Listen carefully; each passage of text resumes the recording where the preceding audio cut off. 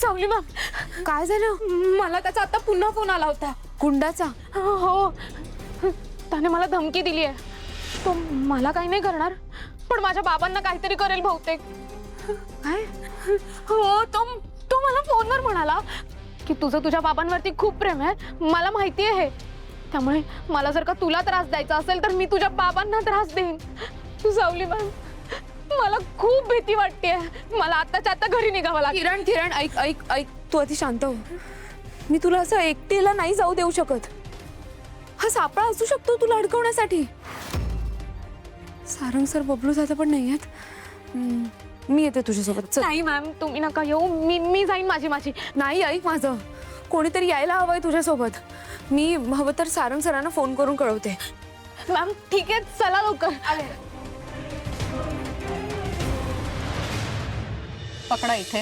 हो, पकडतोय. सील सोडू नका, नाही तर ते मेजरमेंट नीट येत नाही. हो. ओके.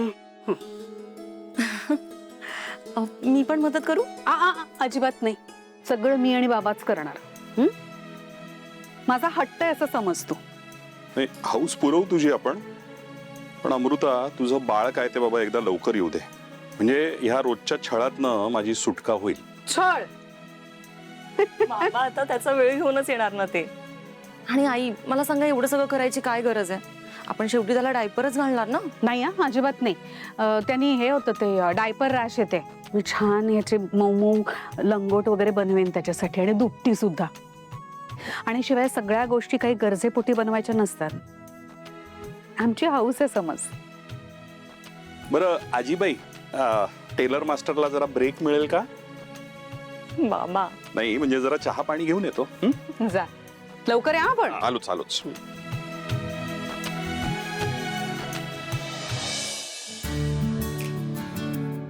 आई, एक बोलू?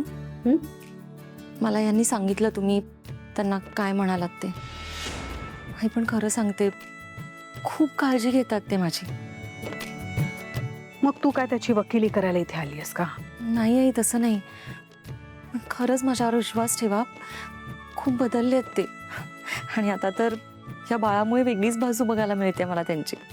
खरंच खूप एन्जॉय करतेस ना हे सगळं. अशीच आनंदात राहा. पण अमृता, माणसाचा स्वभाव ना एवढ्या पटकन बदलत नाही. त्याने आत्तापर्यंत आपल्याबरोबर, तुझ्याबरोबर जे काही केलंय, तो जसा वागलाय, ते एवढ्या लवकर विसरून चालणार नाही. नाही म्हणजे अगदी सैल नको सोडूस त्याला. तुझा जरा तरी वचक राहू दे. काळजी घे.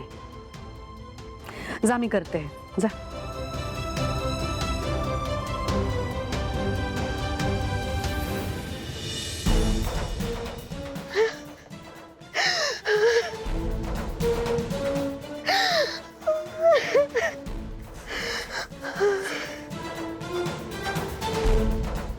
किरण किरण,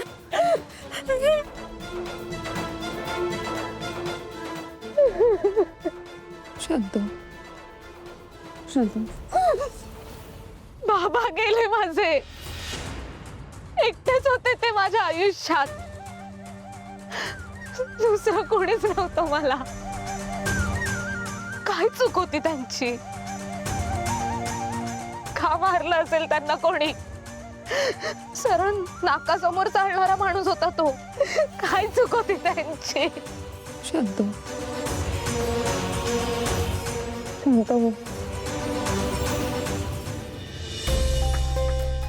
इथे कोणीच नाही आहे. कुठे गेला या? बाहेर किरण पण नव्हती. कुठे गेला असेल दोघी? सावलीचे एवढे मिस कॉल? मला पण किरणचे मिस कॉल आहेत. शांत आधी. किरण, मला सारंग सरांचा फोन येतो, मी त्यांना कळवते. तू इथेच थांब. हा,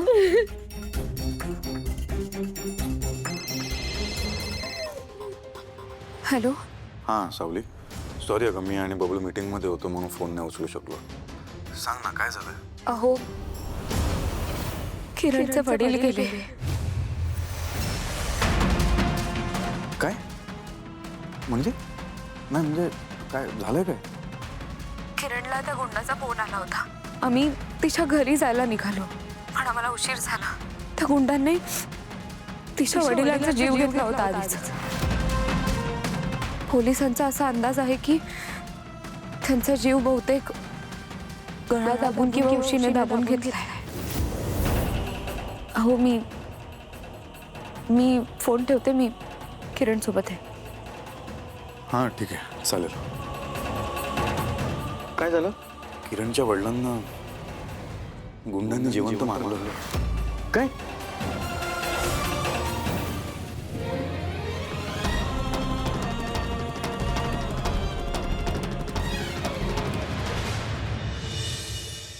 तिलोत्तमा जरा हे कोडं सोडवायला मदत कर ना मला. सुटेल आणि हे सुद्धा कोडं सुटेल.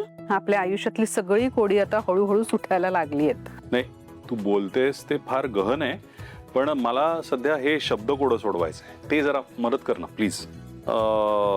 खोलवर जाणार असं काहीतरी 3 अक्षरी शब्द. असं काय करताय?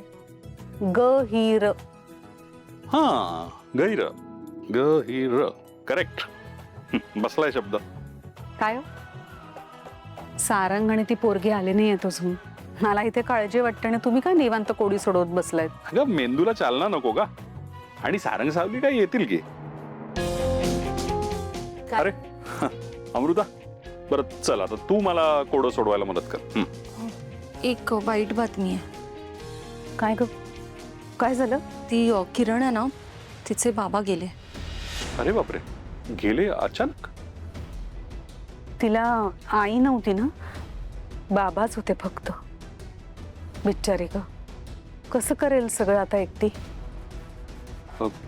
काय झालं होतं त्यांना?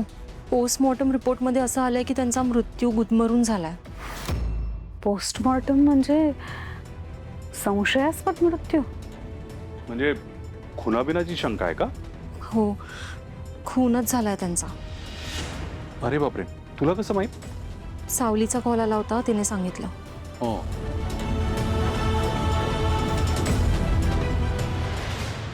किरणचे वडील इतके साधे होते, कोणात मिक्स न होणारे होते आणि त्यांचं कोणाशी शत्रुत्व असणार आहे? कोणी केला असेल रे खून त्यांचा आणि का?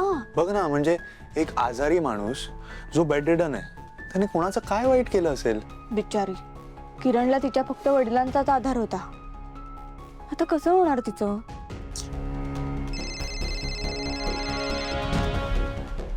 तारा अगं प्रोड्युसरचा फोन आहे. हा हॅलो सर नमस्कार. हा नमस्कार नमस्कार. कशी आहे माझी मुलगी? सॉरी सर काय म्हणालात तुम्ही? म्हणजे तारा कशी आहे?